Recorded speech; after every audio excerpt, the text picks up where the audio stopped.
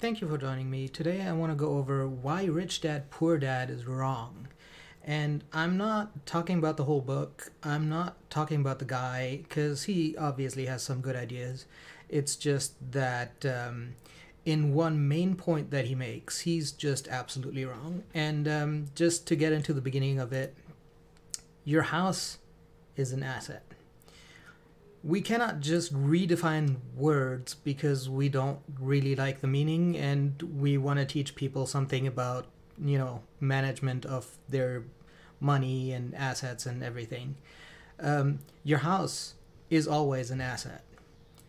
Your mortgage is a liability. We cannot conflate or confuse the two. Now, you're paying money every month on your mortgage. You're not paying for your house.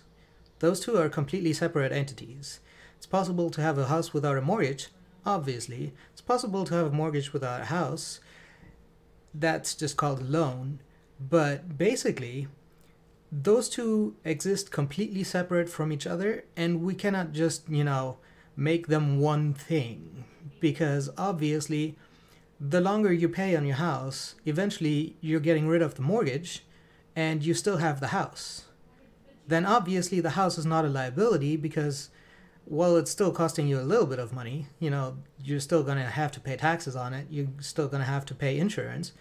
But on the whole, the house is not costing you money anymore.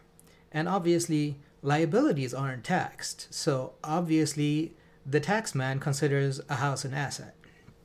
So hit the like button if you haven't already. And the main gist of this is a house a good investment?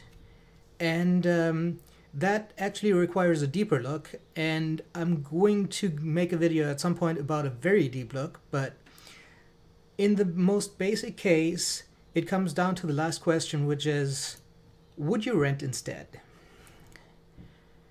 If you would rent instead, then obviously paying for a mortgage versus paying rent, if those were the exact same amounts, it would make far more sense to pay for a mortgage than to pay rent. Because at the end of paying the mortgage, you have a house. And after 30 years of paying rent, you have nothing. So, obviously things are not always that similar. So, there are many questions on down payments, opportunity cost, repairs, maintenance, and all that I'm not going to go into right now. But if you had $50,000 and you were wondering, should I buy a house? Should I put down $50,000 on a house to get a good mortgage and pay that off in 30 years? Or should I invest the $50,000 and rent something instead? And then it's a much more nuanced answer to that, because the $50,000 will, in one case, get you a fairly good return if you even just stick it into an index fund. And in the other case, you're slightly reducing your mortgage and you're putting equity into a house. Now, that equity can likely be gotten back out, but it's not going to make you a lot of money. So, all the money you're paying for a house, you're paying interest on, you're slightly increasing the equity you have in the house every year, but on the whole, you're never going to get the return on $50,000 that you would otherwise. So, it's worth considering investing the down payment and investing any other money that you would have otherwise had in an index fund or in other investments, and calculating the return of that versus paying rent or paying for a mortgage instead of paying rent. All that has an opportunity cost and it has a real cost, and you need to figure out whether or not one is better than the other in a fairly complicated model.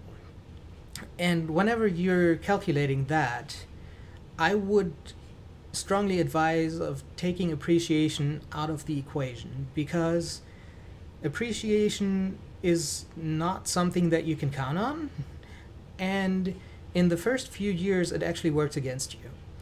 Um, there's going to be closing costs and everything associated with buying a house that you would not otherwise have. I mean, you have to make a deposit on a rental, but still, you're getting that back. The closing cost you will never get back. Um, if you were to sell the house in a year or two, you're going to have to pay the closing costs again. So there's a significant cost associated with buying and selling a house that you don't have when you're dealing with a rental. But do make the calculation yourself, and don't assume that a house is a liability, because it's not. The main thing to consider is it cheaper to buy a house, or is it cheaper to rent? Or could I invest the money and make more money? So when everything is said and done, in 30 years, when you're calculating both things, is the house more valuable than what you would have invested? And the answer is in many cases no, because the rent you pay would likely be more than you pay for a mortgage. So I'm very happy with the house I purchased. It's only been a couple of years, but I'm very happy with the purchase I made, and it's obviously an asset. It's not a liability. If I were renting, I'd have a liability of rent. Now I have a liability of a mortgage.